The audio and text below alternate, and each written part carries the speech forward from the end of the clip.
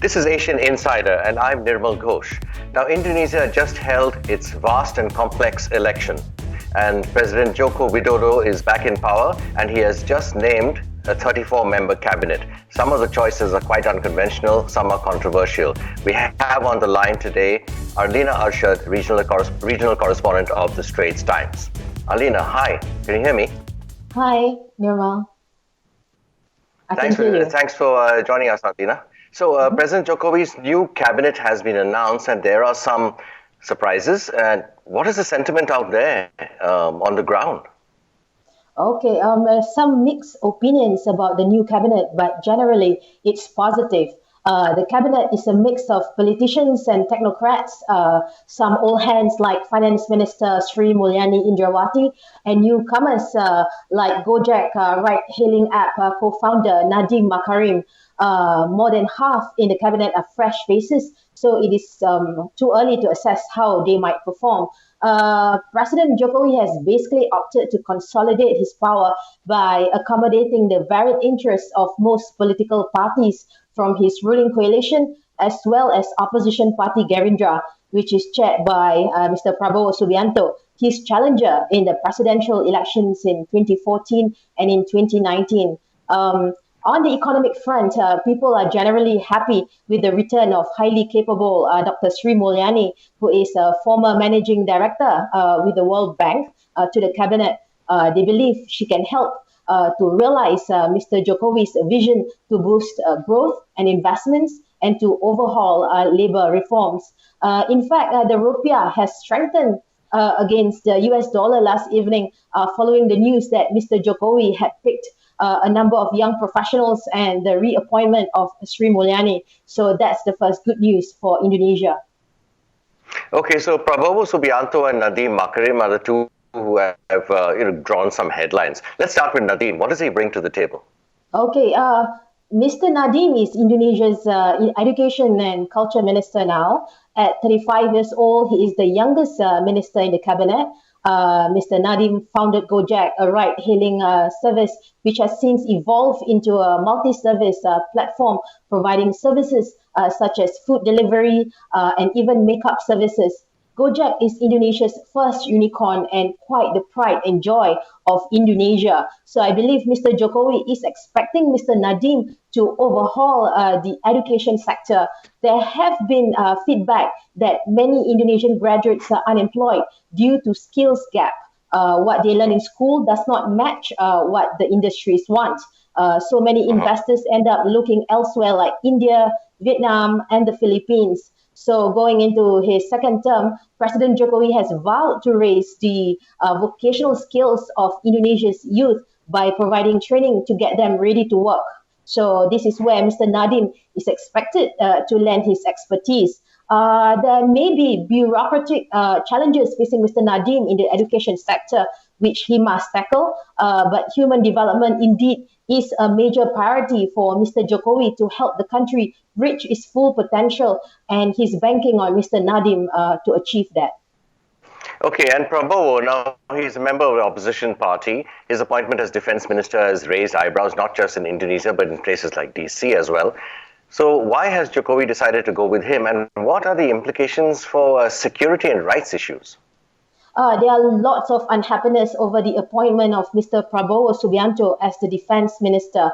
Gerindra has the biggest potential to create a commotion during Mr. Jokowi's term. So perhaps Mr. Joko has embraced the chairman, which is Mr. Prabowo, to subdue opposition so the government can implement its policies more smoothly. But the fear is this may potentially weaken the country's democracy by bringing political opponents on board.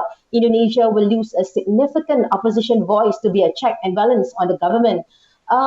Criticisms have also come from human rights activists, like you said, who question if Mr. Prabowo is the right person to lead a strategic ministry that would oversee military and military budget. Mr. Prabowo was the commander of the Army Special Forces, or the Kopassus, and during his term, he was implicated in the kidnapping of pro-democracy activists in 1997 and 1998, although he has rejected those accusations. But we can understand the disappointment and anger by Indonesians over the appointment. Also, following his defeat in this year's election, Mr. Prabowo had challenged the election result at the Constitutional Court, although he lost that bid. Right. So it is natural for people to ask, can your enemy be your friend? Or is it a case of keep your friends close and your enemies closer? So only time will tell. Interesting. So what about the push for digitization of the economy? That's supposed to be huge. How much is achievable? Okay, there's a lot of potential in Indonesia's digital economy. Indonesia has the fifth largest internet user base in the world. Its younger population are also very active on social media. Very talented, creative people who have great ideas on how to use technology to fix problems. If you talk about numbers, Indonesia's digital economy is expected to dominate Southeast Asia, tripling in market value from $40 billion this year to $130 billion by 2025. That's a huge number. Online travel and online media, including gaming, are also enjoying double-digit growth. Whether it will be achievable in the next 5 years, it's hard to say, as Indonesia still lacks a roadmap, but certainly efforts have begun and moving along well. Indonesia has attracted big Chinese tech investors in domestic e-commerce sector, such as Alibaba and Tencent. Apple has opened 2 developer academies in Indonesia, and 1 more is opening in Batam early next year. The Nongsa Digital Park in Batam, just 45 minutes away by ferry from Singapore, has also been dedicated to digital economy. Opened last year, the tech park now boasts several hundred tech workers and over 70 international and local firms, including Apple. So there might even be a chance that Nongsa will be carved out into a special economic zone, which means more tax incentives for investors, including Singapore companies. And of course, like I said before, President Jokowi is certainly serious in upgrading the vocational skills of its youth and will continue to invest in infrastructure to encourage e-commerce growth in Indonesia. So digital economy is a new growth sector. Every country in the world is looking at how to grow it, and I'm sure Indonesia is looking in the same direction. Right. Thanks a lot, Arlena. Thanks for your time today. Thank you, Good luck. Take care out there. You too. Now we are pleased to be joined today also by Dr. Jayadi Hanan, who lectures in political science at the Department of International Relations in Paramadina University in Jakarta. Dr. Jayadi, greetings from DC. Thank you for giving us your time today. Thank you for having me. Good to see you. Now, President Jokowi's cabinet selection has attracted quite a lot of interest, obviously, and there's an interesting mix of technocrats and politicians. Where do you think this is headed? Yeah, the president obviously is having a bit ambitious agendas for his second term, especially on the issues of infrastructures, human resources, bureaucracy reform, and also transformation of economy. For that, he needs a very good team in economy and other supporting issues. And to execute all of those priority agendas, he needs a very good technocrats. Why he needs technocrats? Because he needs them to focus on the priority agendas without being disturbed by the political agenda from political parties. But at the same time, the president also needs enough political support from the parliament, from the political parties. That's why I think that situations constrain and also make him in the position to combine the political appointees from political parties and also the technocrats. So I think the impact will be that in a way there should be some kind of compromise when executing all of his priority agendas.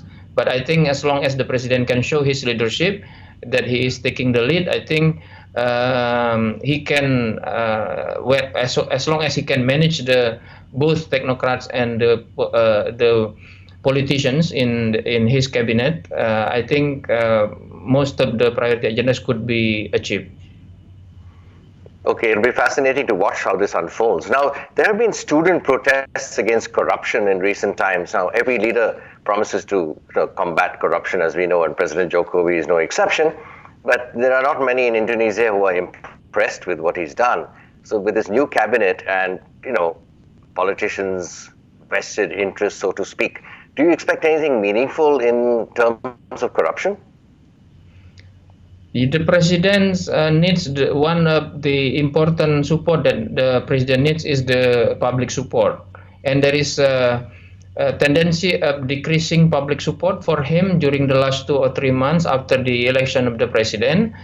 Part of the reason is because of the issue on the revision of the law on anti-corruption agency, which is also agreed by the president, and public sees this law as the weakening of the effort of eradicating corruption in Indonesia, and also weakening the anti-corruption agency law. And the public, despite the fact that the president actually also agreed with that revision of the law, but the public still expect the president to do something to reverse the law, and because he has the authority to do so. That means it is worthy for the president to address this issue, and I think there is a clear demand for that the president should make the so-called emergency law, or in Indonesian term, government regulation in lieu of law, which will revoke the revision of the law. With that, then the president can, in a way, recover the trust of the public, and the trust of the public is going to be very, very important for him to jump or to run with in executing his priority agendas in second term. Very interesting. Now, a quick last final question, and in 30 seconds, if I were to ask you, what are the main challenges facing Jokowi in his second term? Number one is to reform the bureaucracy very soon, because without reforming the bureaucracy, the requirement for executing the priority agendas will be in jeopardy. Number two is he needs to make sure that he is showing to people in his cabinet, especially the so-called strongmen and strongwomen in the cabinet, that he is taking the lead. And number three, in the short term, as I said before, that he needs to get the recovery from the loss of the public trust that he is experiencing during the last 2 months. Okay, thank you very much, Dr. Jayadi, for joining us. I know you're busy out there. Thank you very much for having me. Well, that was fascinating. The stability and future of Indonesia is critical for the region and critical for the globe. Indonesia is a frontline state in many ways. And it is also being driven, at least that's the perception, it is being driven a little bit closer to the so-called Quad, Japan, Australia, India, and the United States, in terms of geopolitical security interests. So there are eyes on Indonesia, despite all the oxygen being sucked up in DC by the political drama on the Hill. There are still eyes on Indonesia and the foreign policy community, and it will be interesting to see how this goes forward in Jokowi's second term. For Asian Insider, I'm Nirmal Ghosh.